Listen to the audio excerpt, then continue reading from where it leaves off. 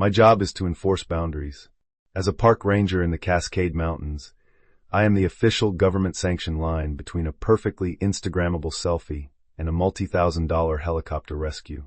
I speak for the trees, the trails, and the extremely dumb tourists who think a grizzly bear wants to be their friend. My world is governed by rules, by seasons, and by the comforting, predictable silence of a million acres of wilderness. I like it that way. The first time I saw him, he was breaking at least 3 park regulations. He was 50 yards off the marked trail, standing way too close to the edge of a cliff, and flying a drone in a protected nesting area for peregrine falcons. I didn't yell. I'm not a yeller. I just walked up behind him, the crunch of my boots on the gravel masked by the high-pitched whine of his drone. "Gonna have to ask you to bring that down," I said, my voice flat. He jumped, startled, and spun around. He was a whirlwind of energy. He had a camera slung around his neck, a manic grin on his face, and bright, clever eyes that were currently wide with surprise. He wore a brightly colored windbreaker and a backwards baseball cap, and he practically vibrated with a restless, city energy that felt alien out here. "Oh hey man. Sorry, didn't see you there," he said, his voice the fast, polished cadence of a YouTuber. "Just getting a quick shot of the falls. The light is insane right now." "It's a no-fly zone," I said, pointing to a sign he had clearly walked right past. "Nesting season. And you're off trail." Right. My bad." He didn't look sorry. He looked thrilled. He expertly maneuvered the drone back toward him and caught it in one hand. "Just trying to capture the magic, you know? For the people." He gestured vaguely, as if the people were a global audience waiting with bated breath for his footage. I just stared at him. I wrote him a warning, explained the fine for a second offense, and pointed him back toward the trail. He was charming and apologetic, and I could tell he hadn't heard a single word I said. He was already thinking about his next shot. His name was Finn. I knew I'd be seeing him again. And I did. For the next week, it was like a game of cat and mouse. I'd find him wading into a stream to get a low-angle shot of a mossy rock, or climbing a tree to set up a time-lapse of the sunset. He wasn't malicious. He was just relentless. He saw the world as a series of potential camera angles, and rules were just suggestions that got in the way of a good story. I was the grumpy, rule-following park ranger in a flat-brimmed hat. He was the chaotic, creative force of nature. We were natural enemies. The inevitable confrontation happened on a Friday. A storm was rolling in, the sky turning a bruised purple-gray. I was doing a final sweep of the upper trails, making sure no day hikers got caught in the weather. I was near Raven's Peak, a notoriously tricky section of granite cliffs, when I heard a faint, desperate yelling. I found him about 100 feet down a steep, wooded slope, clinging to the base of a massive Douglas fir. 20 feet above him, wedged in the high branches, was his drone, a sad, broken-looking insect. "Having fun?" I called down, my voice dripping with sarcasm. "Little help?" he yelled back, his usual bravado gone, replaced by a definite tremor of fear. I thought I could climb up to it. Turns out, climbing down is a lot harder. And my ankle. I think I twisted it. I sighed. A deep, weary, "Of course this happens" sigh. I unslung the climbing rope from my pack. "Stay put. I'm coming down." The rescue was not dramatic.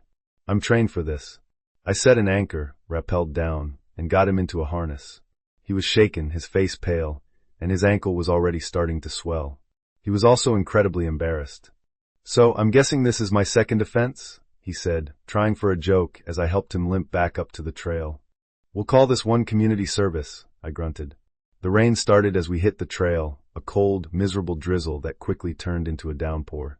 It was a 2-mile hike back to the trailhead, and there was no way he was making it on that ankle. "My patrol cabin is about a half-mile from here," I said, making a decision I knew I was going to regret. "We'll wait out the storm there. Let's go." The cabin was a simple, one-room log structure with a wood-burning stove, 2 bunks, and a small table. It was my sanctuary, the one place in the park that was truly mine. And now he was in it, dripping all over my floor. I got the stove going, the crackle of the fire a welcome sound against the drumming of the rain on the tin roof. I handed him a dry wool blanket and the first aid kit.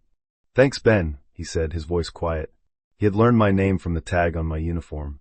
It was the first time he'd used it. He sat by the fire, wrapping his ankle, while I made coffee on the small propane stove. The silence was thick, broken only by the fire and the storm. He was no longer the hyper-confident vlogger.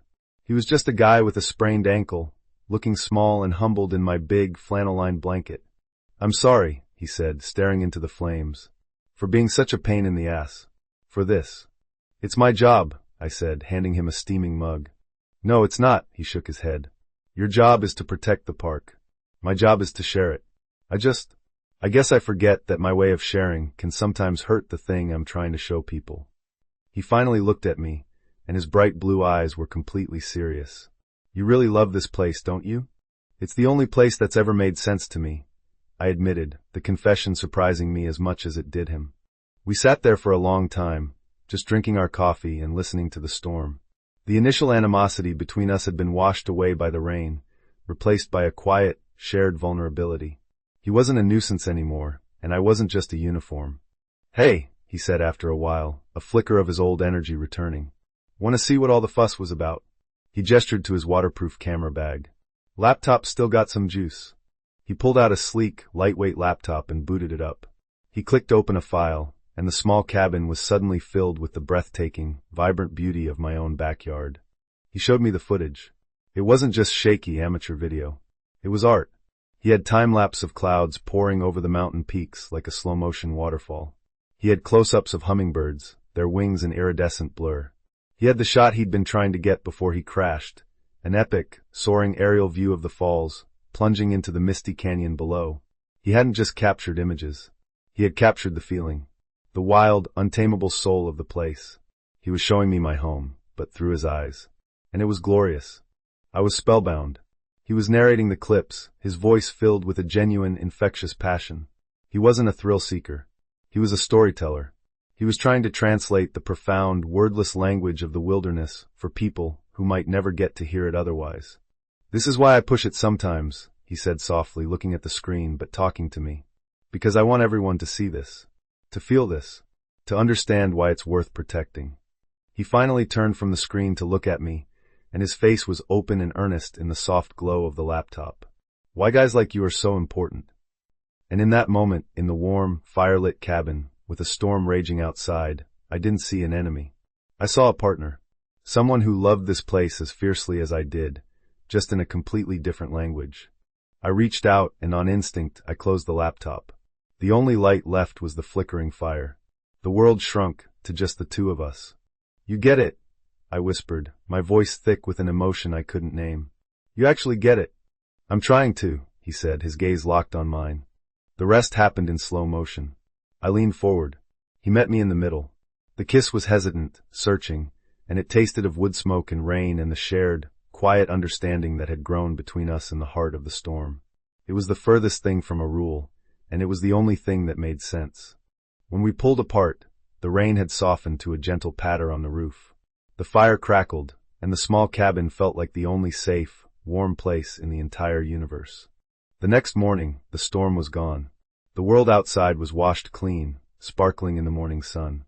We hiked back to the trailhead in a comfortable, easy silence. When we got to his car, he turned to me. "So," he said, a shy smile on his face. "Next time I want to get an epic shot, maybe I could, I don't know, ask the guy who knows all the secrets first." "I've got a few spots in mind," I said, a real, genuine smile spreading across my face. "They're all on the trail." He laughed, a bright, happy sound that echoed in the clean mountain air. He was still a force of chaotic energy, and I was still the guy who enforced the boundaries. But we had found a new map, a new trail, one that we could walk together.